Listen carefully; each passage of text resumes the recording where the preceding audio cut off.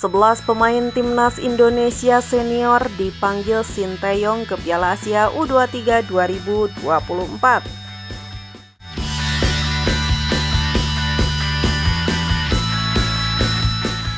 Sebanyak 11 pemain timnas Indonesia senior dipanggil Sinteyong ke Piala Asia U23 2024.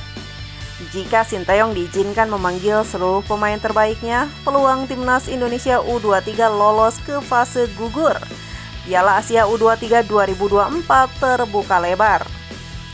Setelah gugur di 16 besar Piala Asia 2023, ada sejumlah agenda besar yang dijalani Sinteyong. Pada 21 dan 26 Maret 2024, timnas Indonesia akan menghadapi Vietnam di lanjutan matchday ketiga dan keempat grup F kualifikasi Piala Dunia 2026 zona Asia. Jika memenangkan dua laga itu, peluang timnas Indonesia lolos ke babak ketiga kualifikasi Piala Dunia 2026 zona Asia terbuka lebar. Peluang timnas Indonesia meraih double kemenangan atas Vietnam cukup besar, mengingat pada Maret 2024 skuad Garuda akan diperkuat Chai Ijes, Nathan Jo, hingga Tom Hai, serta Ragnar Oratmangun. Selanjutnya pada 15 April hingga 3 Mei 2024, giliran timnas Indonesia U23 asuhan Sinteyong yang ambil bagian di Piala Asia U23 2024 Qatar. Di ajang ini timnas Indonesia U23 tergabung di grup A bersama tuan rumah Qatar U23, Yordania U23, dan Australia U23.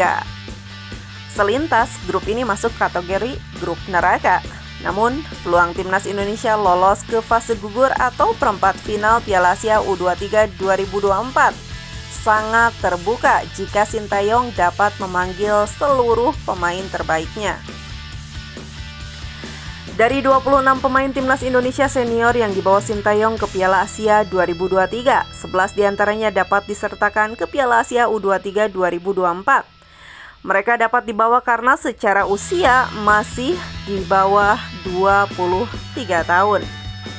Sebanyak 11 pemain yang dimaksud adalah Hernando Ari, Persebaya Surabaya, Justin Hubner, Wolverhampton Wanderers, Elkan Bagot, Ipswich Town, Rizky Ridho, Persija Jakarta, Pratama Rahan, Suwon FC, Marcelino Ferdinand, KMSK Deinch, Witan Sulaiman, Bayangkara FC, Ivar Yener, Young Utrecht, Rafael Strijk, Ado Den Haag, Ramadan Sananta Persis Solo, dan Hoki Caraka PSS Sleman.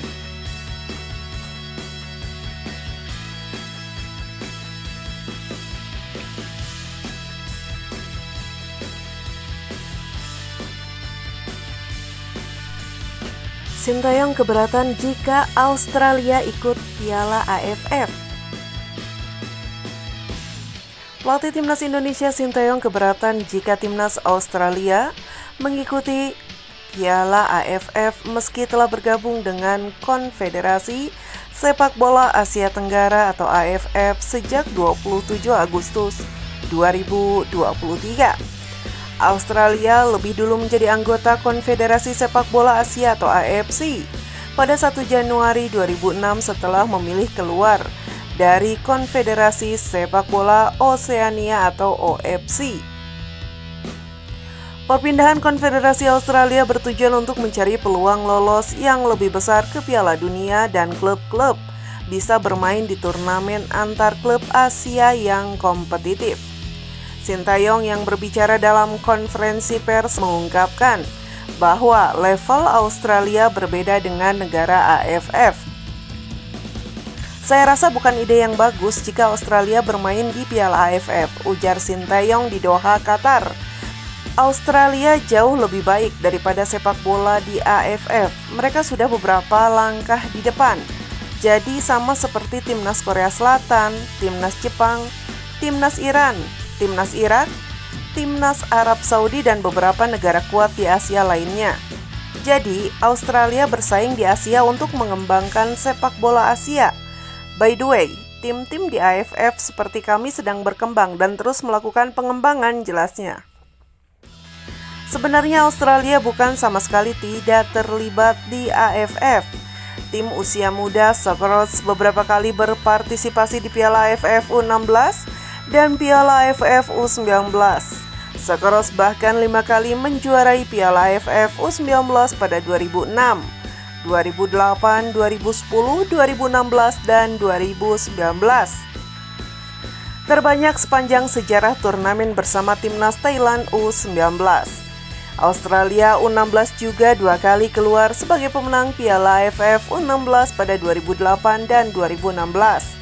Namun dalam 2 edisi terakhir, Sokeros selalu tersingkir di babak penyisihan.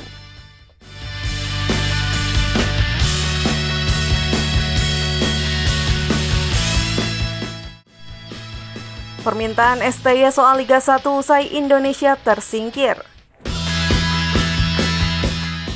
Sintayong mengungkapkan permintaan terkait Liga Indonesia setelah timnas Indonesia tersingkir di babak 16 besar Piala Asia 2023 pada Minggu 28 Januari. Indonesia menelan kekalahan 0-4 dari Australia di Stadion Jassim bin Hamad Al Rayyan. Hasil itu menghentikan langkah tim Garuda di Piala Asia 2023. Sintayong mengaku puas dengan penampilan pemain timnas Indonesia meski kalah telak. Pelatih asal Korea Selatan itu menganggap Asnawi Mangkualam dan kawan-kawan mengalami peningkatan performa. Namun, STY mengatakan perkembangan timnas Indonesia bisa bermasalah jika Indonesia tidak memiliki liga yang kuat.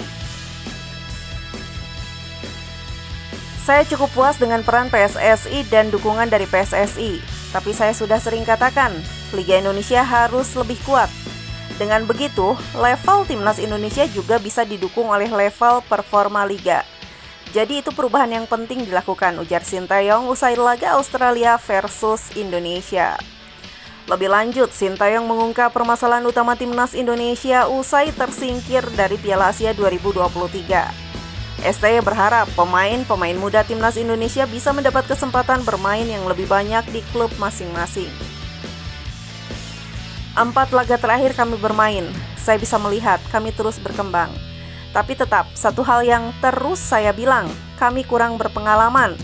Para pemain kami masih muda, banyak pemain yang tidak menjadi pemain inti di klub masing-masing.